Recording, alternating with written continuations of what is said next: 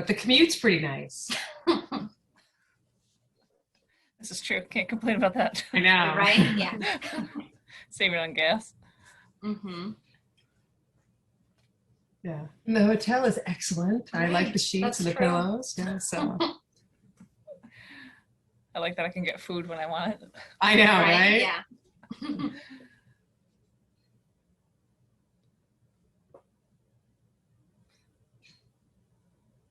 So I'm just gonna, I don't know when you guys want to start, but I just want to say that my name is Megan O'Neill. I'm representing the Long Island Auburn on Long Island. We will have an evaluation at the end of this workshop that I will put on in the chat, so you can just click on the link. It's also on Padlet if you don't see the link, but we really appreciate some feedback. Yeah. As do we. Yep. Right. So I'm Alexandra McCourt.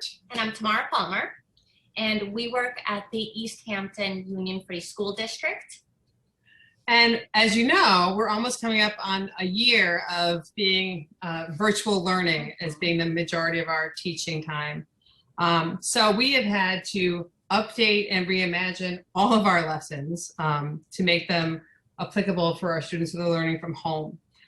So this is some of the ideas that we've been using this year and to engage more learning with our ELL students. Yeah, and with our ELLs, we wanted to, obviously we have to use the technology, us and the students, we had to learn all this new technology, but we wanted to also help them, you know, promote self-discovery and growth, not just focus solely on the academics and the new technology. Mm-hmm. Especially when, social emotional learning at this point is an all-time high and there's a lot of stress. So,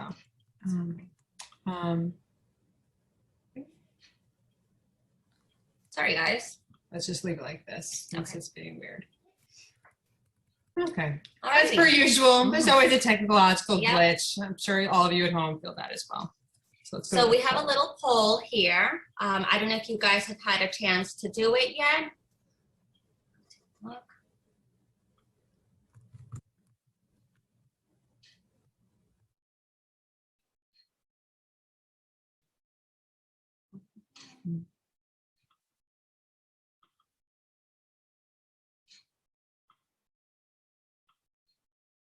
Okay. Sorry. It's okay. Were you guys able to do the There it poll? is. Oh, here it Oh, is. there it There we is. go. Sorry. Why can't I I'm hear going to Perfect. launch it. There we go. All right, sorry about All that. right. So we have launched the poll. If you can just take a couple of minutes. But I don't know if they can hear me. We can hear you. Oh, they could. Get me on mute. Thank you. Mhm. I know. This fun time of Yeah. yeah, technology. Everything's new. Right.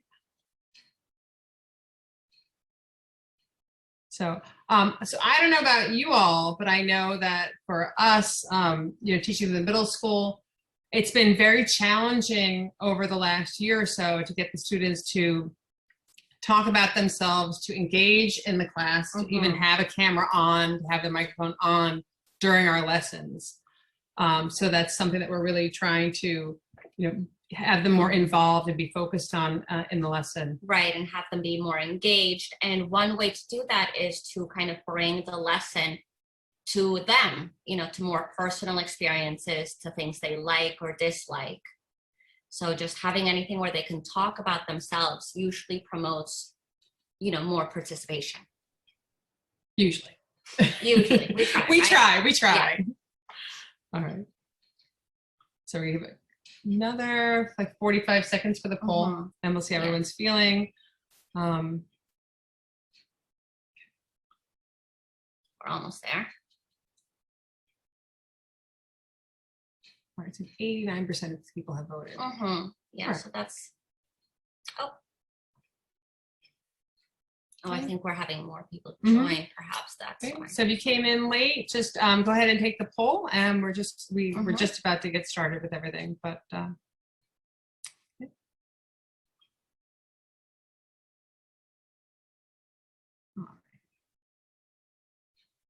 All right. Do we want to end it? Yeah. All right. Okay. All right. So the majority of, Sort of share results. oh, Sorry, Thank we're you. new to the Zoom. Yeah, we use a different platform in school. So the majority of you, like us, we find that our students do truly enjoy, talking about themselves or things that they are familiar with. Mm-hmm. Versus talking about other topics that they're not as familiar with. So Absolutely. we tend to try to get them to be more involved that way, having a vested personal interest in it. And so it only had one. So another question that we wanted to bring up for you guys Mhm. was, do your students enjoy using technology maybe to present their ideas? Right. And we find that, right now they don't really have the option. Right. They kind of have to use the technology. But if we enable them to kind of use the technology to present, to promote what they want to say, they find much more of an interest in learning how to use the technology itself. Right.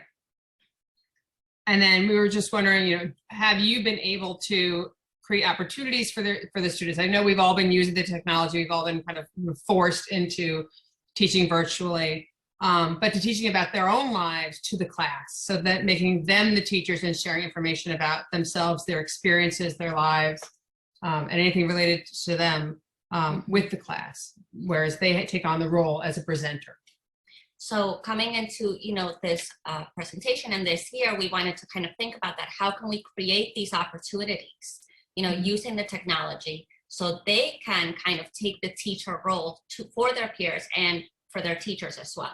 And obviously engage in the lesson, because if they're talking and teaching, then they're doing. And the students are more apt to question the other students as well and be more interactive with each other versus just having the icon and the muted microphone. Right. And for ENL students, we know communication is the most difficult thing for them. So getting them to open up and to speak in general is kind of, is the first hurdle. So we're going to talk about our objectives. Okay. So our objectives for our presentation is to create interest in the students' own unique identities, get them involved about themselves and each other in the classroom, have a more interconnected class. And this project-based learning we did has a lot to do with self-discovery and self-expression using technology, the visual arts, and writing. Okay. And we try to use a variety of projects that cross all different areas of multimedia that would promote emotional intelligence and creativity. And also we helped students develop research skills using a variety of sources. And we wanted them to make authentic products that they can both relate to and that they feel proud of. We want them to be proud to share the information about themselves and their work with the rest of the class and their families. So those are our overall objectives. But when we started out, we really wanted to kind of try to level the playing field through using visual images, because visual images are relatable and understood by all levels of English language learners. So if we look at the blob tree, and you can see it here on the screen, there are no words on the blob tree. So this is something that I like to use in my class. I have a class where I have true beginners that speak no English to students that have second year commanding level. So it's quite the gambit, and we have a lot of kids in there. But all of them can look at this and identify with one of the characters. They don't need to have a knowledge of language in it. And then we incorporate the technology by having the students use Cami, or if you use Pear Deck, to circle the figure that they feel identify with the most. They put their name on it, and it helps promote discussion or writing. Yeah, and also, I mean, it helps with the social emotional skills for them to just have an opportunity in their school day to check in, be like, how am I feeling? Who am I on this street? And also self-reflection. So as Ms. McCord said, it can lead to writing, it can lead to discussion, but just having them kind of self-reflect for a moment is very important for them. And it helps us check in to see where they are, especially during these times where it's hard to tell how they are, especially with the icon and the mute button and not knowing really what's going on in their lives. Okay. Another way we like to begin, our units or our lessons is with a student survey. And for one of our units, we did identity. So the survey was, what is identity? How do you identify yourself? Who or what influences identity? And is identity fixed or changeable? And we had the students come up. If you look at our word bubble on the right-hand side. You see, these are the students, these are the things the students felt that made up their own identity. So it's quite the variety, and things that we would typically think of, but also some more like their skills and their education and their gender. All of these things kind of fold into their identity. And then we had them, we use this as a pre and a post assessment. We use it as a quick write, this class discussion, and self-analysis. And then of course we recommend using it on Google Forms so that we can translate it into multi-languages for all of our learners. And when we want to start out, we want to make it fun. Okay, so a lot of the times it's very important to start out with a game or activity. We just showed you 2 quick activities, but you can also utilize any of these resources, you know, to start out your unit, to get the kids kind of involved, introduce the themes and the topics. So, you know, in a way that isn't overwhelming or scary to begin with. So Kahoot, Lookit, Flipgrid, Edpuzzle, and GimKit are some of the ones that we really enjoy using at the middle school. And the students enjoy using them, but more importantly, at least I find for our learners, this is a good way to get your students involved, especially the ones that don't want to put their cameras on, don't want to have the microphone on. You can see whether they're engaging in the activity, whether they're actually paying attention to the lesson. And sometimes that's all I get from a few of my students, where I won't know if they're even paying attention at all unless I see that they're getting points on these different activities. So it's a good way. These are all interactive, so it's perfect for us to kind of gauge how they're understanding, how they're doing. Okay, so if you could give us a reaction button on your, just how do you feel? Are you all using these things in your own classes? Just the reaction buttons at the bottom, it'll be towards the right on the bottom black bar, there's a little reaction button. And you can, it's really just using like a little emoji. Okay, oh, good. Perfect. There Excellent. you go. So GimKit. Good. As again, sometimes with this, it's hard to tell who's involved. Can people hear you? Are they paying attention? So we try to have it a little more interactive. And good job using the chat, everybody. Excellent. Oh yes, I love Edpuzzle. Yeah, I like Edpuzzle too. Okay. All right, thank you guys. Thanks. Okay, so one of our first projects was called What's in a Name? And everyone's got a name. Right. So we created a research activity so the students could find out the origin and meaning of their own names. And this also led to some self-reflective writing, like, do you like your name? What do you like about it? What do you dislike? And also at the end, they kind of created an authentic product, a little presentation of what they'd learned. Yeah, and then we also had them share with their peers, and they did peer editing, got some feedback, reworked their projects, and they also spent a lot of time talking to members of their family about their names and their various nicknames, and they had a lot of interesting conversations and were proud of themselves. So we're going to show you guys a student work sample, but students researched the significance, history, and meaning of their own names. They were able to do that through interviews with family and friends, self-reflection, as we spoke earlier. We gave them targeted databases where we wanted them to find the information. Because a lot of times kids will tend to just, I'll just Google it and whatever comes up. So we wanted to be like, no, this is an appropriate research source for you guys. And also include personal information and images.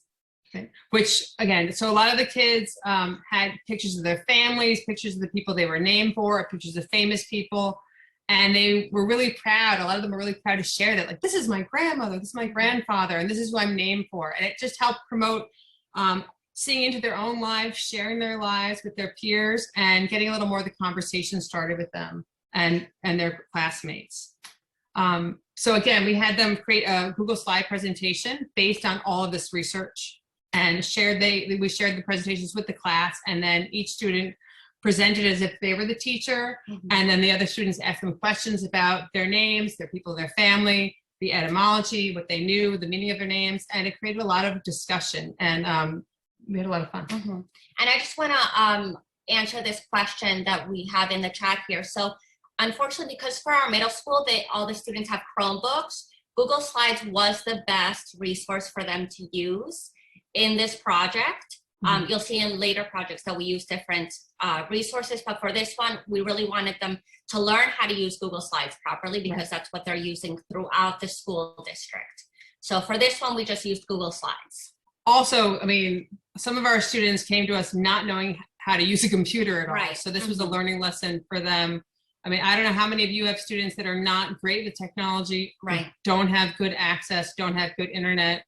So it was kind of a slow learn how to use all of the technology. And we walked them through the different steps of how to insert a picture and how to insert text. And so it was also like a technology lesson as well. Okay. Perfect. Okay, so this is our. Oh, excellent. good. Okay, collage. Okay, Barbara. Excellent.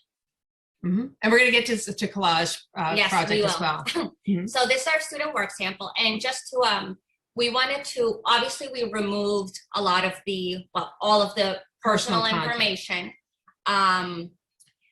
The first For slide privacy. typically had had pictures of the students and their full name on them. We removed that because it's a public forum and we want to keep the students' privacy. But generally we'd start with that, and the students have their favorite picture that they're proud of that shows them. And again, showing their face to the class rather than just some kind of symbolic icon, because, you know, we're getting a lot of that, particularly this year. So we started off with who or what your name refers to. So this student, Laura, she was really proud of her name because she felt like it means that I'm a strong, important woman. And that was something that she was really happy to share with the class. And as you can see here from her slide, it was really great. Okay. And then also, why did your parents give you that name? So this is a good opportunity for students to reach out to their families, to interview their own parents on how did this name come about? Right. And a lot of them discovered stories that they didn't even know about the people they were named for, or the reasoning why. And this particular student just had a song that she loved that had her name in it. And she was telling us the story of how she likes to play the song and she feels proud. And we all played the video, and now the students sometimes will refer to it when they talk to her. And it's, you know, it was really nice. Also nicknames, other things that they're called. And this is a good way for us to find out, you know, if a student prefers to be called something else, which can seem like a very simple thing, but really, you know, brings us closer as a class community. Yeah. And it also tells about their relationship with others. Like certain people are allowed to call me this name and certain people are not. Right. So I know for like Laura, she said only these people in my family can call me Princessa, but that's only a family name. And so we had that relation as well. Okay. So we'll answer this question at the end. Okay, Yeah, we will come back. we see the Patricia, question, it's a good question Yes. though. So here would be the more self-reflective part. How do you feel about it? You know, and for some kids, they've never had the opportunity to even question themselves in this Right. way. Okay. So I know for me, I explained to the class, so my name is Alexandra, and I don't like being called Alex. And a lot of times people will automatically shorten my name to, hey, Alex. And I was like, I don't really like that. And, you know, I explained that to them. And a lot of the students were thinking about that, like, yeah, I'm called this. I don't really like it when people call me that, but I do like it. So again, we had this discussion of back and forth of what they like to be called, how they feel about their name. And they really reflected upon that and shared their experiences. Oh, Barbara, yeah, Barbara. same thing, Barbara. We're together. So another thing also is other people with your name. This was, you know, kind of a cool thing for them to just kind of do more research, a little bit more free form for them to find other people with their names. And it was a source of pride. I know Laura was particularly proud of, like, Laura Ingalls Wilder had the same name as me. And she was like, wow, and I love that, her books. And it was great. So they had that connection there. Absolutely. Yeah, and Elizabeth, I like your, you know, which can help them advocate nicknames with other teachers. That's absolutely true. Because a lot of times, I think for our ELLs, some of the mainstream teachers have difficulty pronouncing their names and will automatically change their names. I actually just ran into a former student of mine, and her name is Judel Keys. And I always called her Judel Keys. Or sometimes I would call her Judy Bezos as a joke, which she liked. But she told me she didn't like it when the other teachers called her Judy, because she's like, that's not my name. And she spoke to me the other day. She works at the store in town and was talking about that. And she's like, thanks for always calling me my real name. She's like, but I like it when you call me Judy Bezos. So it was just a good way to find out from them what they like to be called. And then we can advocate for our students and kind of help some of the teachers either pronounce their name or call them the correct name. Because it's important, I think. Right. To have it's a form of respect being called the name that you want to be called and your appropriate name. And not only advocate for them, but help them and model for them how to advocate for themselves, which we know is incredibly important for students who, you know, are newly arrived to the country. Right. Okay, good. So we also gave them a couple of websites so they could find the etymology of their names, so the history and meaning, which a lot of the students really enjoyed this and were, you know, really proud. Like Laura in the previous slide was like, my name means that I'm strong. And she is, her family is very religious. So she connected to this religious aspect of her name. And then we had all the kids do fun facts, what they thought was really interesting about their name. So again, another source of pride and another connection to who they are and how they identify themselves. And also, I mean, it's a research activity, but they didn't see it as, oh, we're doing research now. Like, this was fun because it was all about them. Right, exactly. Trick them into doing research. Yeah. So, so our question is, have you tried this yet? But I saw that question a little previously. Let me get back up to it. So Patricia asks, how long did it take to complete this project from beginning to end with how to navigate the technology? Which is a very, very good question. It's a very valid question. You know, and because our classes are so diverse in skill sets,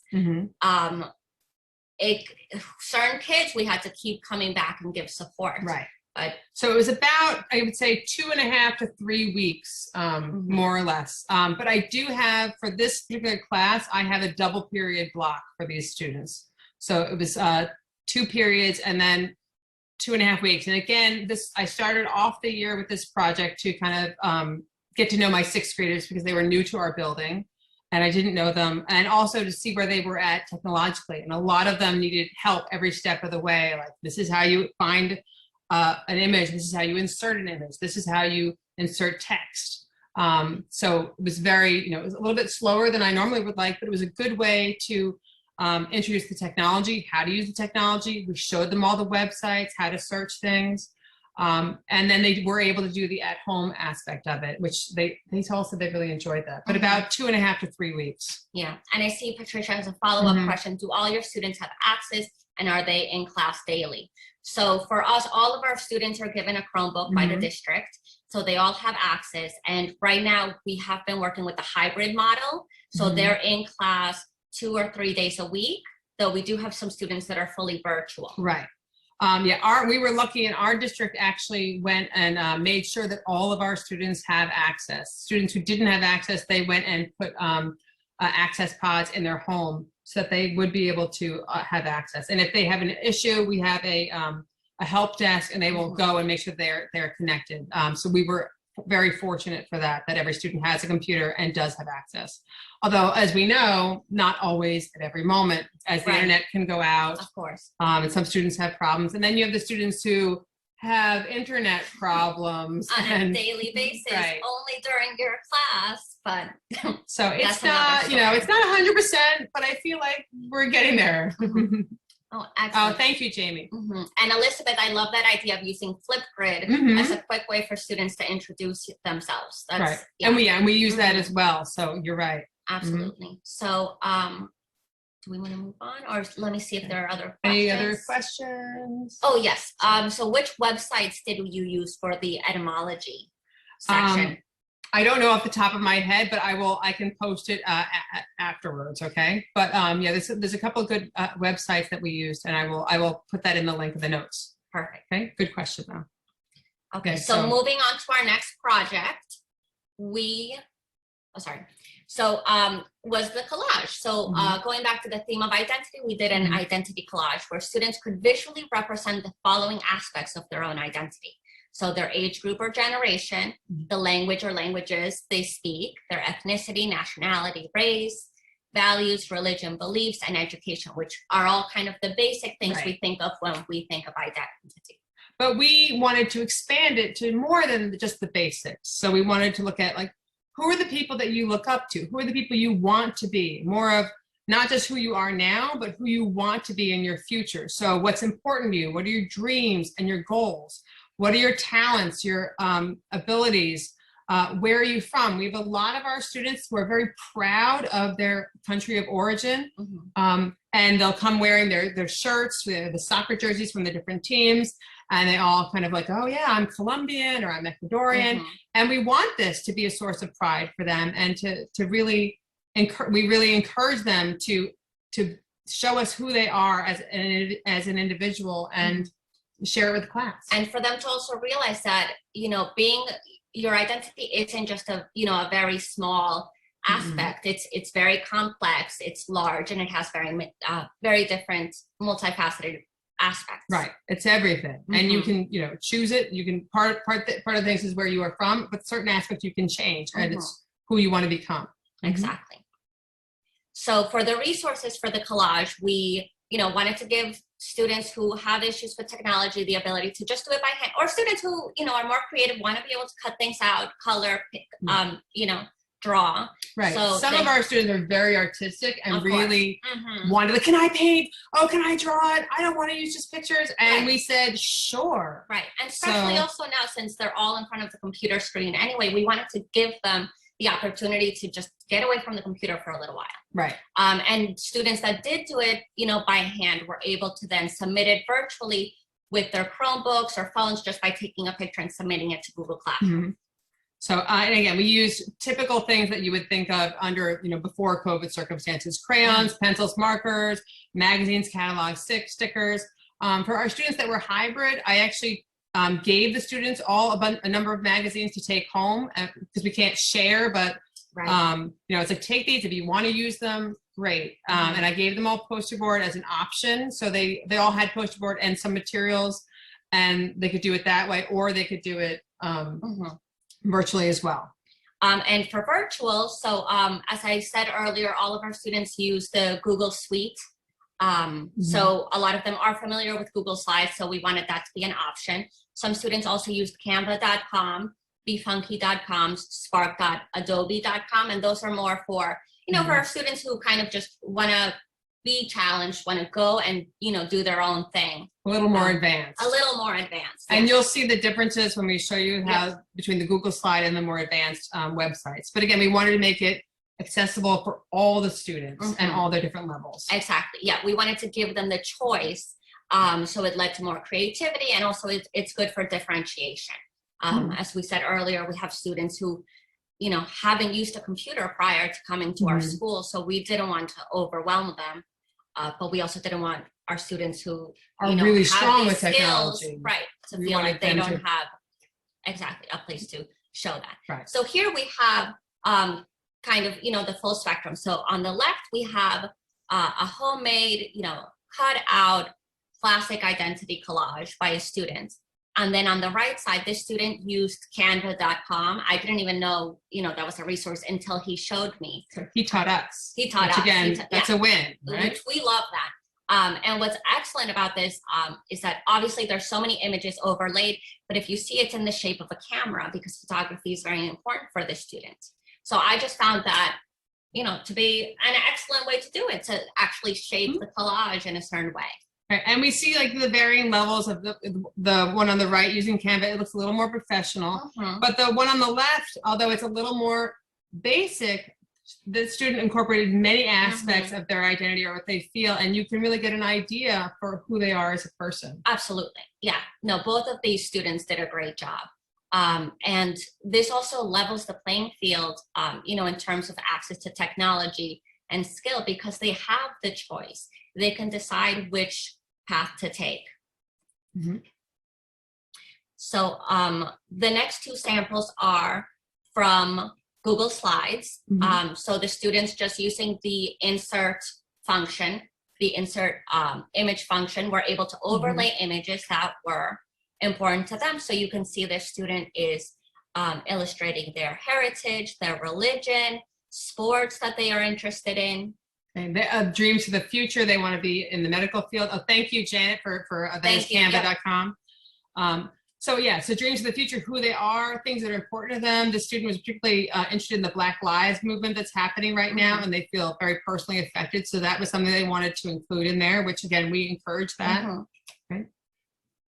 And then our final student sample is this one, which you can see it's using the same format, but it looks very different. This person wanted space between the images, wanted all of the images to show.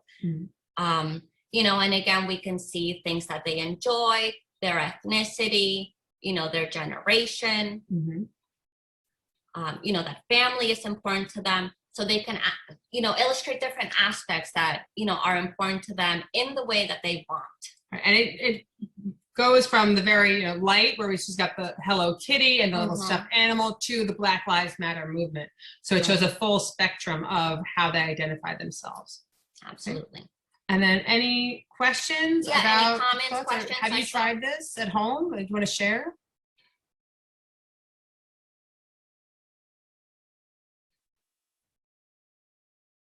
Right. So Barbara says, yeah, it does limit. Yes, Yeah. it's limited if you don't pay It is for it. limited, absolutely, yeah. But this student was able to produce that, Right. So that's why we give them a number of things right, to choose from. exactly.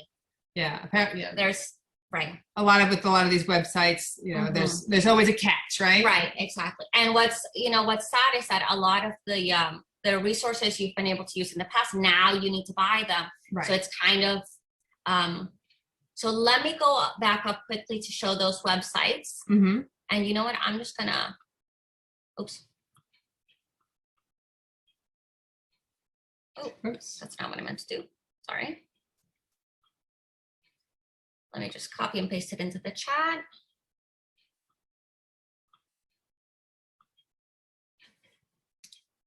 There we go.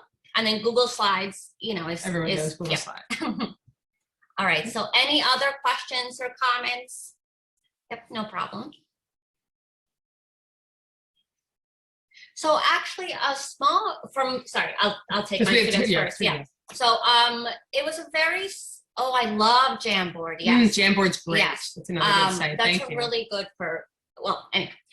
So a very small percentage chose to do the handmade version. Most of them actually chose the Google Slides, which I was actually surprised about. I thought a lot of, I wanted them to get away from the computer for a little bit of time, but most of them did the Google Slides for me.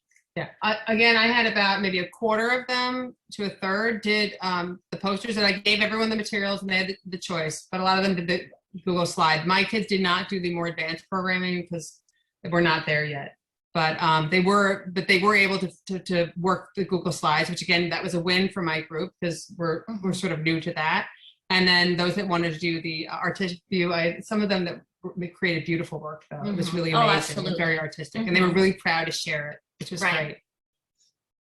Okay. Yeah, Google Drawing is also great. We've used that as well. Yeah, the whole Google platform. Okay. And then we have another project that we worked on as well. So personal narrative and readings or texts include videos as well. And so this is part you'll see later. We did the writing as well, but first we did the personal narrative readings.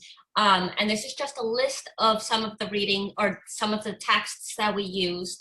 And it's all written by teens or young adults that dealt with topics relevant to their experiences. Which made it more relatable for the students, seeing that it was other kids their age that produce these and that have gone through similar experiences. So like the immigrant experience, being in a multicultural family, language, gender roles, how you're seeing others, and then finding your own voice, which is really the point of this whole project, is for them to find their own voice and reflect on who they are and express it.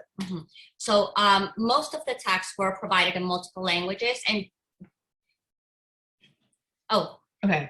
So yeah, all these materials are on the Google Slide presentation, which is in your the pamphlet for the virtual pamphlet for the conference. Yeah. So one of them, this one is the TED Talk, but the rest come from Teen Inc., which if you are not familiar with, I would really log on, because it's published by teens. There's so many. There's poetry. There's nonfiction. There's all sorts of resources there that students can read. And then some of these actually came from a New York Times writing contest written by high school students. So there are a variety of levels. I would say it's definitely middle school and up, but depending on your readers. Exactly. Yeah. And many of these, I provided in the students' native language, so they were able to, read it, understand it, and then we could work off the English version as well. But yes, they are all, middle school and up. Text levels, Okay. So then we went on to the writing section. So the self-reflection. Jamie, no, they weren't provided on there, but if you on there, can but you can do copy and do the Google Translate, either in the or on a website. website. Yeah, if you're using if you're using Google Chrome, it can translate it for you. For many students, if they're virtual, they can do that themselves. They can translate it themselves. Some of them, I'm Hispanic, so I went through and I read it and I made a couple of changes for reading levels. But no, on the websites, it's only in English. Right. Go ahead. Okay. Oh, no problem. Was it for Jaime or Jamie or Jaime? sorry. I'm not sure. No, it could go either way, I guess. But we like to say students' names correctly, so sorry. Sorry if we're pronouncing it wrong. So again, self-reflection and expression. So we wanted the students to share their story. Again, getting them talking about themselves. Okay. So we gave them these writing prompts, and to have them, we read all the text and watched the videos, and then again reflect on their own things and write about themselves. So they talk about. So the first thing would be to choose a topic, an aspect of their own identity, and this came after the identity collage. So they'd already looked at, and explored different aspects of their own identity. Then about the background. How is this aspect part of your life? How does it influence you? How does it, kind of have something to do with your everyday? Then because it's a narrative, we wanted them to choose a story or a memory and experience in which this plays a role. So they could actually pinpoint a time, be like, this is when, my religion played a role that was important to me. This is when the language I speak proved to be important to me. And then what changed about them and how they personally changed or how they learned from that experience or something that they realized about themselves. So having these pivotal moments in their life and reflect on them. Right. And so we also wanted to teach them a little bit of the writing process. Right. So we did many revisions with them, which enabled them to learn not just the mechanics of language, but further their understanding of how writing works. You don't just sit down one time, write something, and it's done. That surprised them. Yes, it was very surprising to some of them. And also to deepen their pride in the final product, because it's something that they've been working on repeatedly. So at the end, they presented something that was what they wanted to present. Right.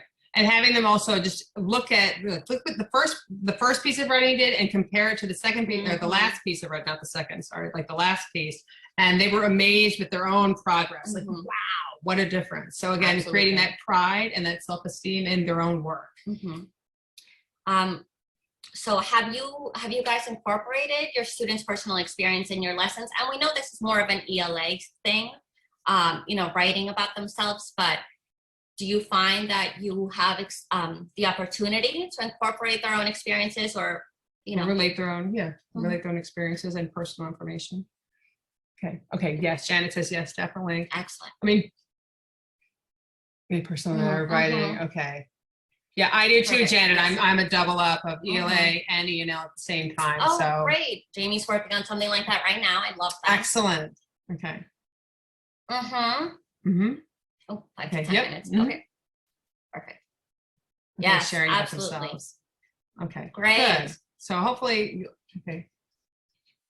Yeah, I also co-teach a science class, and we often will talk about like the different concepts and their students' experiences and how they can relate. So, and when when they're able to relate to it, identify with it, it tends to bring them into the lesson more and be more involved and interested in it. So that's my experience with teaching anyway. Absolutely. All right, so we're just going to recap. Yep, we're going to do a little bit of recap.